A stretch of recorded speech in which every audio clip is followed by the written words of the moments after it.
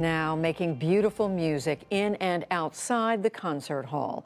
Jeffrey Brown takes us to Los Angeles for a look at the work of conductor Gustavo Dudamel and the orchestra he leads, now celebrating its 100th anniversary. At the Camino Nuevo Charter Academy, a public school in Los Angeles' MacArthur Park, the star of the show recently was LA Philharmonic conductor Gustavo Dudamel. He was there to open a new site for YOLA, the Youth Orchestra Los Angeles, a program to offer free, high-quality music lessons and support to students in underserved communities. When I see them, I'm one of them. I go back You feel that still? Completely. Yeah. For me to do music, I have exactly the same feeling as when I was sitting in the orchestra for the first time, you know, a 9 years old, 10-year-old boy, you know, playing in the middle of the second violin section of an orchestra of 500 musicians. And then we were playing, and that was like, wow, this is the thing. By now, Dudamel's own story is the stuff of legend. Coming up through Venezuela's famed El Sistema program, created in 1975 by Jose Antonio Abreu, which has brought music lessons and orchestra training to hundreds of thousands of children, many from poor backgrounds. As a teenager, Dudamel became conductor of the program's Simon Bolivar Youth Orchestra. And today, still just 37, he's one of the most celebrated classical musicians in the world. 10 years into his time as conductor in a city of stars, his image is everywhere. And he remains committed to changing the image of orchestras in today's culture. I think it's a representation of the community, the orchestra. We have to avoid that, I don't know how to call, but elitist way as we see art. Elitist. We are Yeah. elitist, Yeah. yes. You know, that you know, we are in a mountain here and the rest of the people is there. It's not about that. But a lot of people do see it that way, especially classical music. But we are transforming that. When the people see that they are represented by the best art, by the best culture, is the best. And that is what we want to create. Hi, how are you? We have the same hair. This year, the LA Philharmonic is celebrating its 100th anniversary in a grand style that began with a day-long street festival and a free concert at the Hollywood Bowl featuring Katy Perry and other stars alongside the orchestra. They've commissioned 50 new works from contemporary composers. And Dudamel is presenting innovative collaborations, as this one with the choreographer Benjamin Millepied in Prokofiev's Romeo and Juliet, in which dancers used unconventional spaces inside and out of Walt Disney Hall, itself a world-famous building by architect Frank Gehry. Gehry is now designing a new home for the Philharmonic's youth program in an abandoned bank building in Inglewood, a majority Latino and African-American community. Music, Dudamel says over and over, is a fundamental human right.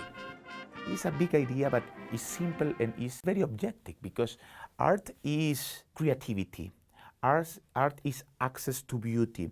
And what our children in our times, they are not having access to that, you know. We live a very pragmatical world where, you know, you have to produce, you have to do this, you have to learn in that way. But where is the space to contemplation, to creativity, to work as a team, you know, to create beauty?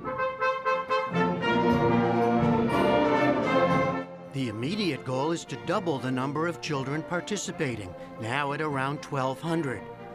We visited Yola et Ola, an after-school program where children 6 and up have access to instruments, lessons, and orchestra practice. Occasionally, the mentoring here is peer-to-peer. You're also pressing your bow too hard. 2 young cellists, 16-year-old Zenaida Aparicio and 14-year-old Marieli Flores, attend nearby schools. Did you have the opportunity to play music in school? Yeah. The only opportunity I had was here. And when you got here, what was it like? It was amazing. I got to experience things that I didn't figure that I would get to experience. Really? Like what? like getting my own instrument, getting private lessons, like academic tutoring and stuff like that.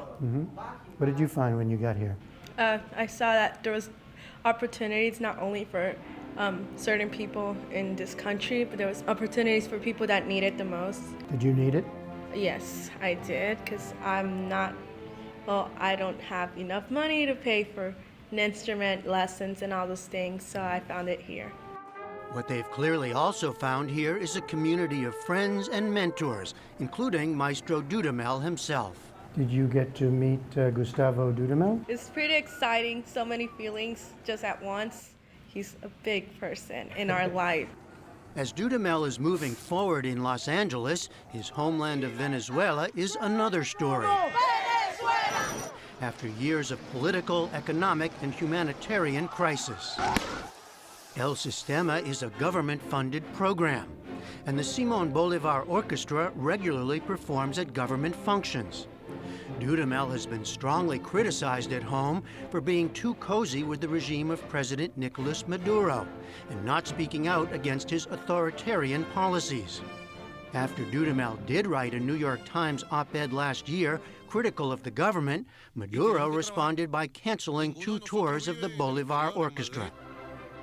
I asked how this has shaped his own sense of what music and an orchestra can do. You have to understand your position and your role in the society. And I really believe that you can create bridges. For me, music has to unite. If you get from one side to the other, then you destroy that possibility to build, a communication. That is the thing.